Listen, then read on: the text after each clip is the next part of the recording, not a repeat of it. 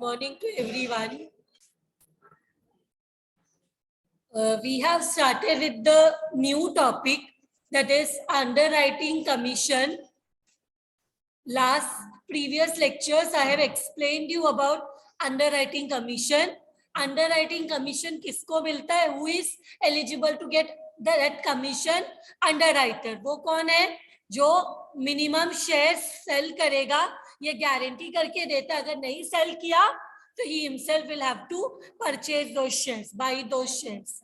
So today let us start with the practical sums. उससे पहले let us understand the liability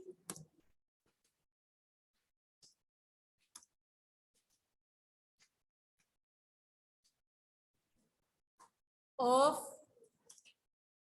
the underwriter. Let us understand the liability of the underwriter.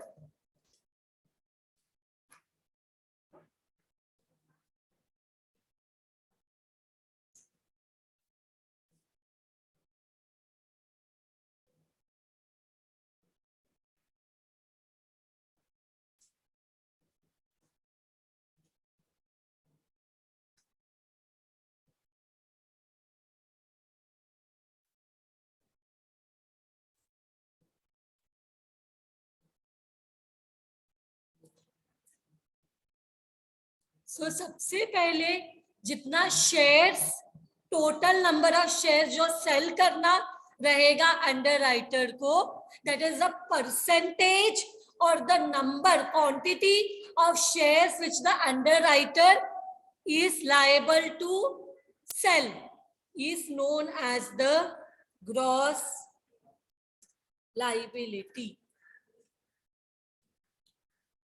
इतना share sale करना है and इसमें से less करते हम सबसे पहले which is known as marked applications.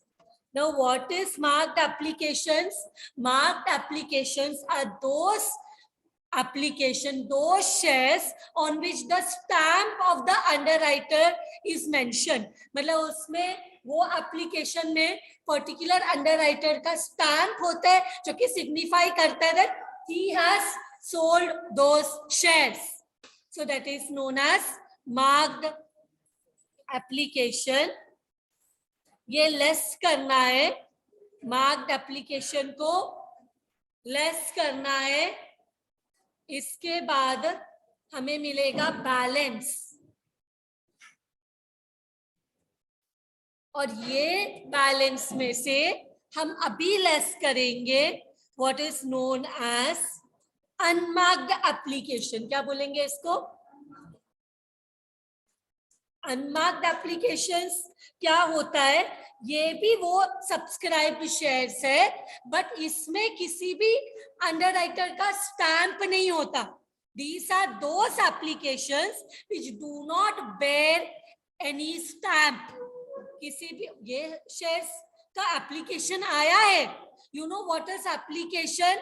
That is, when the company asks, मतलब invites application from the public कि जो भी इंटरेस्टेड है शेयर्स खरीदने के लिए, और जब पब्लिक उसमें अपना इंटरेस्ट शो करता है that they are interested in those shares, so they do that by filling the application. So application and paying some application money for the share. So जो एप्लीकेशन में किसी भी अंडरराइटर का stamp नहीं है उसको हम बोलते हैं अनमार्क्ड एप्लीकेशन. उसको क्या बोलते हैं? Unmarked application. सो फाइनली जो हमें फिगर मिलता है उसको हम बोलते हैं net liability. This is the liability of the underwriter. तो ये शेयर्स उसको परचेज करना है. This is the net liability. मतलब फाइनली ग्रॉस लाइबिलिटी मतलब if liability is if the underwriter is appointed for is a whole, मतलब पूरा issue के लिए एक अंडरराइटर है, तो उसका जितना भी एग्रीमेंट में उसको बोला गया है कि उसको कितना शेयर्स सेल करना है, that will be his gross liability, कि उतना शेयर्स उसको सेल करना है। फिर उसमें से जितना मार्क्ड एप्लीकेशंस आए उसमें तो कोई शक ही नहीं है, बिकॉज उसका स्टैंप है उसमें, तो उसने ही वो शेयर सेल किया है। फिर अनमार्क्ड एप्लीकेशन में किसी का शेयर, किसी का भी स्टैंप नहीं है, बट वो भी उसके नाम पे जो डिवाइड हो गया, तो वो हमने लेस कर दिया। वो मैं बताऊंगी हमें कैसे डिस्ट्रीब्यूट करना है।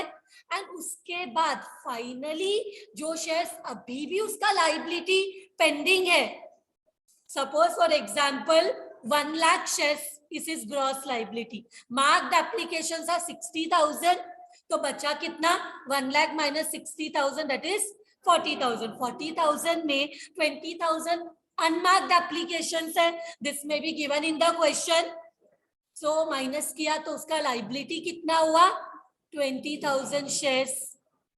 So that way we will have to find out the liability of the underwriter.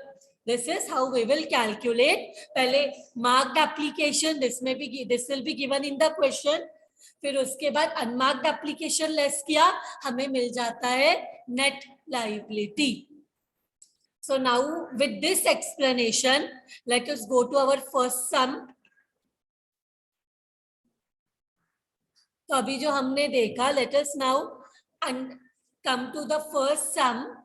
You will understand.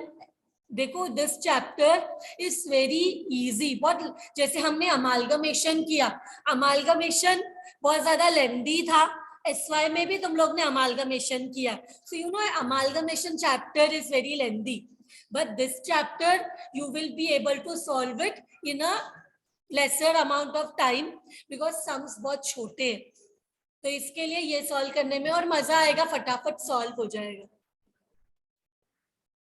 So let us read this sum.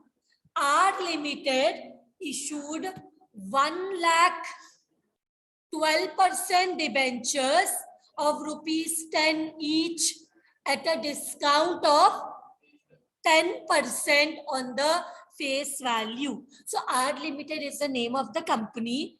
उन्होंने कितना डिबेंचर्स इशू किया, नंबर्स कितना है डिबेंचर्स का, 1 लाख दिया है ना, 1 lakh, and rate of interest कितना है, 12%, और एक डिबेंचर का फेस वैल्यू कितना दिया है,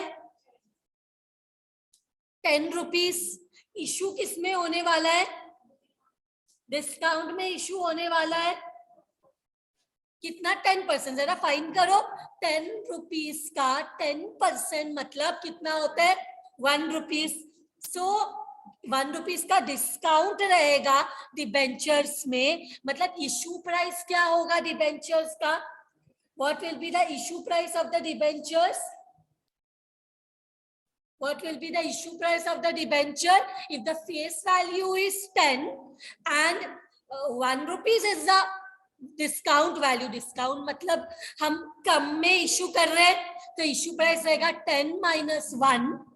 1 कैसे मिला, 10 का 10%, 1 रुपीज।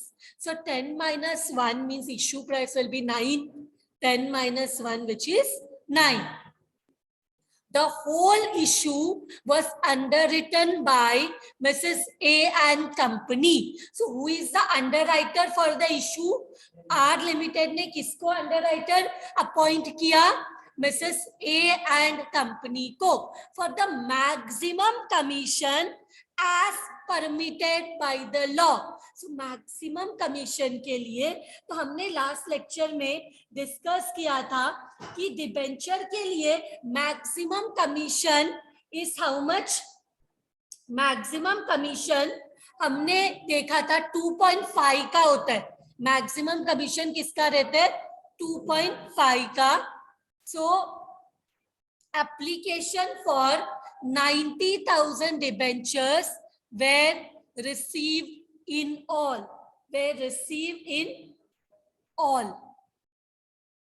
Determine, पहले तो हमें फाइंड करना है the net liability of Mrs A and company, कि मिसेस ए एंड कंपनी को का नेट लाइबिलिटी कितना है, वो फाइंड आउट करना। बट यहाँ पे because there is only one underwriter, marked application unmarked application का कोई मतलब ही नहीं है। Because when there is only one underwriter तो उसी का स्टैंप रहेगा, नहीं रहेगा तो भी कोई, हमें नॉर्मली मार्क्ड एप्लीकेशंस क्यों इंपॉर्टेंट है?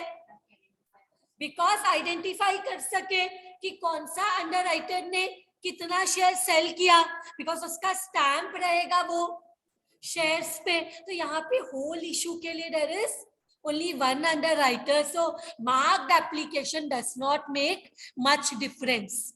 So directly what we will do, let us start. And एक और चीज they want us to find out the commission payable to them as per law. So let us start here. Statement of net liability of Mrs. What is the name of the underwriter? A and Company. A and Company. तो यहाँ पे let us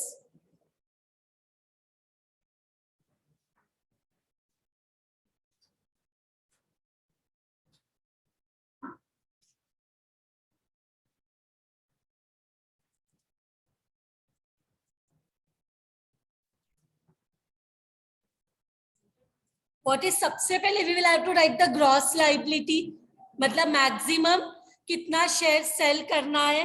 तो देखो यहाँ पे R Limited issued R Limited issued 1,12% debentures of rupees 10 each at a discount of 10%. तो gross liability कितना share sale करना है मैक्सिमम? It is 1 lakh. इसमें से कितना एप्लीकेशंस आए? हाउ मच एप्लीकेशंस रिसीव हुआ? 90,000 लेस। इसमें मार्क्ड एप्लीकेशन भी रहेगा, अनमार्क्ड एप्लीकेशंस भी रहेगा, क्योंकि अलग से दिया हुआ नहीं है एप्लीकेशन में कितना मार्क्ड है और कितना अनमार्क्ड है। That application are given marked कितना, लेकिन उसमें कोई डिफरेंस का जरूरत भी नहीं है। बिकॉज अगर एक से ज्यादा अंडर राइटर हो then it makes some difference कि किसने कितना सेल किया, किसके इसमें किसका कौन सा एप्लीकेशन में which stamp is there, which underwriters stamp is there. So हम यहाँ पे लेस करेंगे total applications received from public कितना है? 90,000। तो कितना लाइबिलिटी होगा अंडरराइटर का? अंडरराइटर का लाइबिलिटी होगा net liability that is 10,000। Means ये 10,000 उसको क्यों अपॉइंट किया था?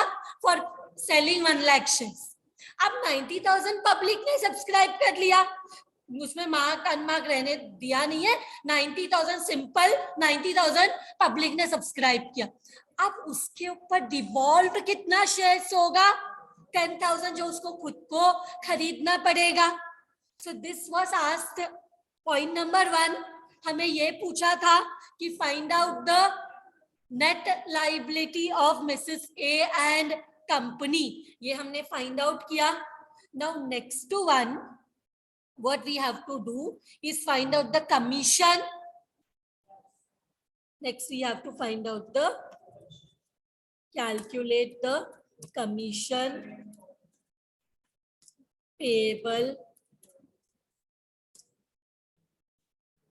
calculate the commission is payable to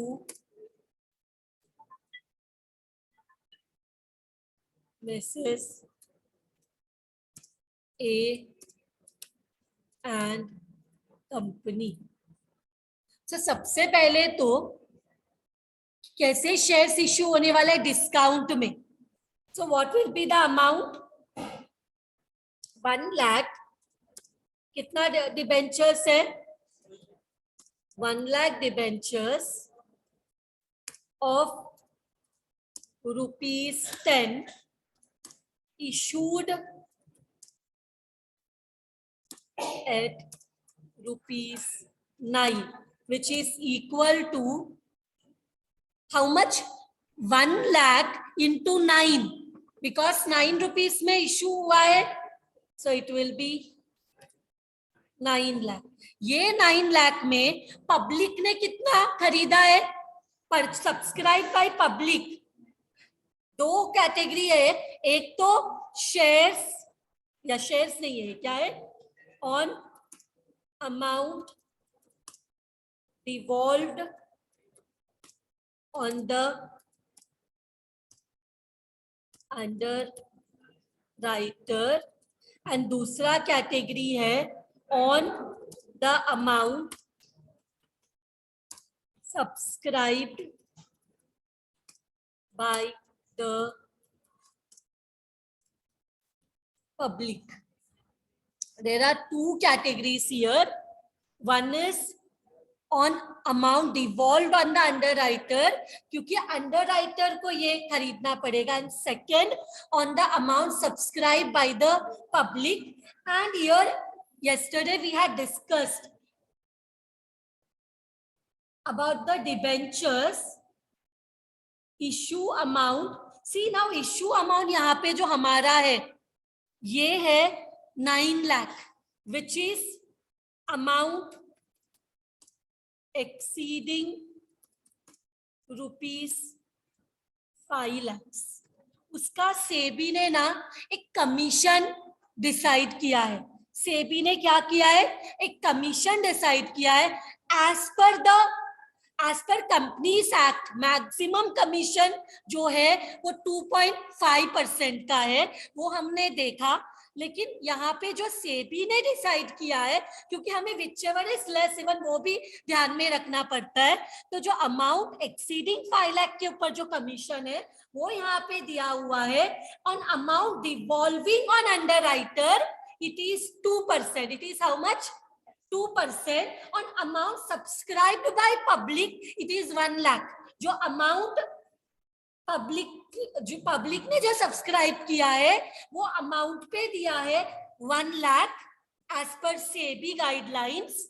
and जो डिवॉल्व होता है अंडरराइटर के ऊपर, उसके ऊपर बोला गया है 2%. उसके ऊपर क्या बोला गया है? 2%. सो यहाँ पे हम लोग लिखते हैं कितना बोला? एज पर सेबी गाइडलाइंस कितना है? As per SEBI guidelines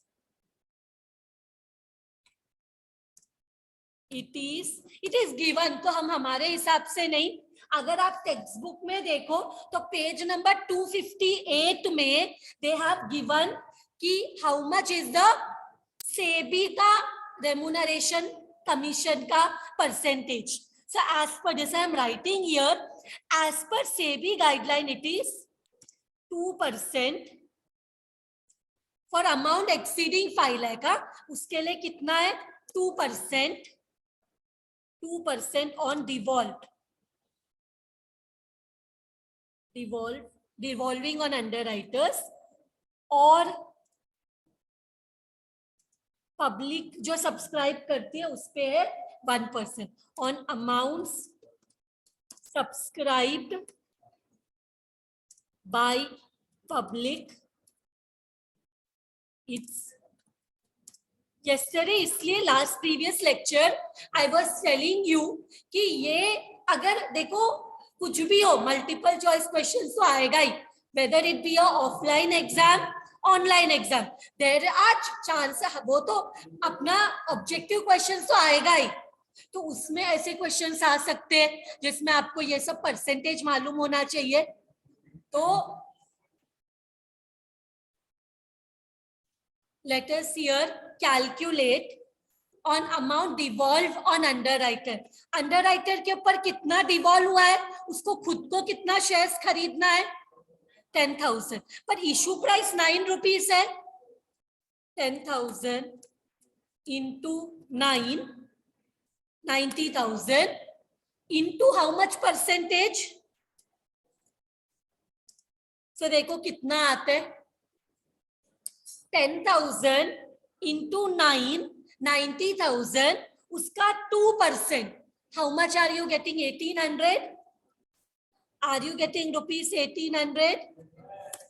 then next category, जो पब्लिक ने सब्सक्राइब किया है, वो नंबर ऑफ शेयर्स कितना है जो पब्लिक ने सब्सक्राइब किया? 90,000. और इशू प्राइस कितना है? 9 रुपीज. डिस्काउंट में इशू हुआ है ना, एंड इस पे कितना परसेंटेज है? 1%. I have written here 1%. So how much rupees you are getting? 8,100 rupees. 8,100. So total commission पूछा गया है. Total commission to be payable to Messrs A and company, who is the appointed underwriter for the issue, is how much? 1,800 plus 8,100, which is equal to how much? Rupees 9,900. तो हमने net liability भी find किया और हमने total commission भी find किया. इसके साथ this some is done. So now let us do this sum, second sum. A limited company issued 5,000 debentures. कितना numbers दिया है? 5,000 debenture at 14% of rupees 100 each at a premium of 5%.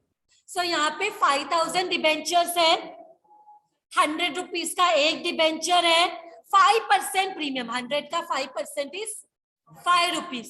So 105 rupees में 80% of the issue was underwritten by Mrs. B and Company. तो यहाँ पे क्या हो रहा है? This is not whole underwriting, partial underwriting है, जहाँ पे underwriter तो पूरा इशू के लिए नहीं किया है, सिर्फ 80% के लिए. बाकी 20% के लिए it will be the company who have to take look out कैसे सब्सक्रिप्शन के बारे में. तो यहाँ पे देखो 80% ऑफ द इशू के लिए 80%, 5,000 का 80% शेयर्स नहीं है, डिबेंचर्स सेल करने के लिए किसको अपॉइंट किया? Underwriter mrs B and company को. इतना क्लियर है? 5,000 टोटल शेयर्स है, उसका 80% शेयर्स सेल करने का जिम्मेदारी है अंडरराइटर बी एंड कंपनी के ऊपर. At a commission legally permissible on the issue price of the debenture beyond 5 lakh, exceeding 5 lakh से कम एंड 5 लाख से ज्यादा. वो दो स्लैब्स है ना. Applications were received for only 4,000 debentures and these were fully allotted. All the money due from the allottees were received in one installment. Prepare the statement showing liability of Mrs. B and Company. Compute the underwriting commission received as per law. तो हमें दो चीज करना है without wasting time. First, let us find out the liability of B and Company ना.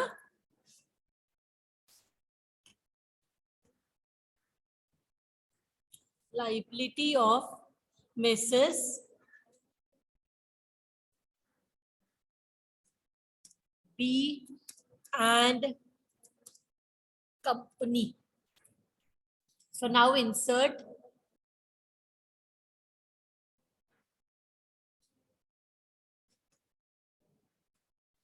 particulars rupees. Particulars rupees. सबसे पहले लिखते हैं ग्रॉस लाइबिलिटी. हमें किसका लाइबिलिटी चाहिए? अंडरराइटर का ना. सो ग्रॉस लाइबिलिटी कितना है? उसको पूरा 5,000 शेयर, सॉरी 5,000 डिबेंचर सेल करना है या 80%? 80% बोला है तो 5,000 का 80% निकालो. 5,000 का 80%, आर यू गेटिंग 4,000? 80%। तो इसमें से लेस यहाँ पे भी मार्क्ड एप्लीकेशंस, अनमार्क्ड एप्लीकेशंस नहीं दिया। एप्लीकेशंस मिला है 4,000 डिबेंचर्स का, बट उसमें से मार्क्ड कितना है, अनमार्क्ड कितना है, नॉट गिवन। सो हम इसमें से क्या करेंगे, एप्लीकेशंस रिसीव वो लेस करेंगे, एप्लीकेशंस रिसीव्ड फ्रॉम पब्लिक कितना मिला, 4,000। लेकिन ये 4,000 में पूरा इसने सेल किया नहीं बोल सकते, बिकॉज इसका परसेंटेज कितना है, 80%। सो हम इसको क्या अज्यूम करेंगे कि ये पूरे एप्लीकेशन जो पब्लिक से मिला है उसमें भी इनका शेयर 80% ही लेंगे, बिकॉज बाकी 20% का जिम्मेदारी तो कंपनी बैलेंस अमाउंट के लिए अंडर राइटर बन जाता है इन पार्शियल अंडर राइटिंग ना। So this is coming to how much? So how much is the devolved shares, devolved debentures कितना है? That is 800 ना। उसको बोलेंगे नेट लाइबिलिटी, अंडर राइटर का नेट लाइबिलिटी कितना। तुम लोग यहाँ पे ऐसे भी सोच सकते थे, लेकिन ऐसा नहीं सोच सकते। 4,000 पूरा एप्लीकेशन मिला तो पूरा इनको ही दे दो, ऐसा नहीं हो सकता ना। इनका कितना, क्योंकि मार्क्ड एप्लीकेशंस कितना है, not given in the question. तो सेम परसेंटेज से हमने लिया। फिर अभी हमने एक पॉइंट तो हो गया हमारा, नेट लाइबिलिटी पूछा था। अभी नेक्स्ट क्या पूछा है, commission. So calculating the underwriting commission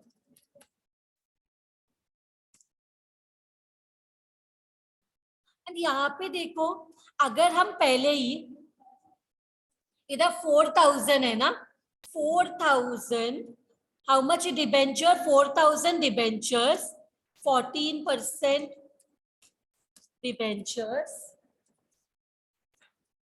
of ₹100 each issued at ₹105।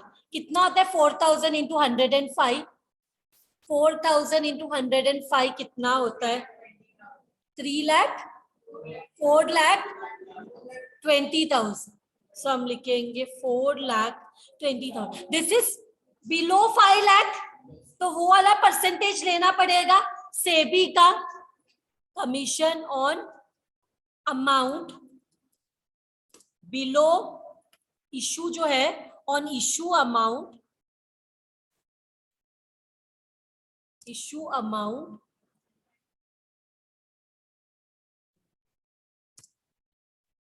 Below या अप टू, क्योंकि एज पर सेबी के इसमें अप टू ₹5 लाख बोलते हैं ना।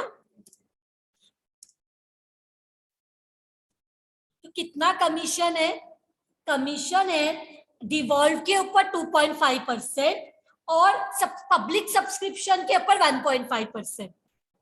यहाँ पे क्या कमीशन है, वो 2.5। यू check क्या का percentage, it is given not in the question but in the previous lecture we have discussed 2.5% on devolved and amount subscribed by public में 1.5%। so same वही commission लगा on devolved। on devolved it is how much, devolved का share है, devolved का है 800 debentures और issue price है 105 और परसेंटेज है 2.5%। देखो कितना आ रहा है 2,100। एंड दूसरा है on issue amount subscribe by public ना, अमाउंट सब्सक्राइब बाय पब्लिक, उसका कितना है 3,200 शेयर्स, जो कि अंडर राइटर के हिसाब से, अंडर राइटर के ऊपर मार्क्स, उसका ग्रॉस लायबिलिटी उससे कम हुआ है। और इनटू इशू प्राइस क्या है 105 इनटू कितना परसेंटेज है 1.5%, तो ये कितना रुपीस होता है 5040। तो अभी टोटल कमीशन कितना होगा,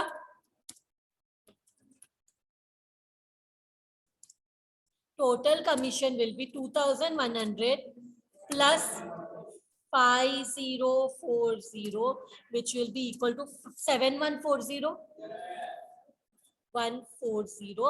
with this दोनों जो पूछा था हमने फाइंड आउट कर दिया, तो with this sum is also done। thank you very much everyone।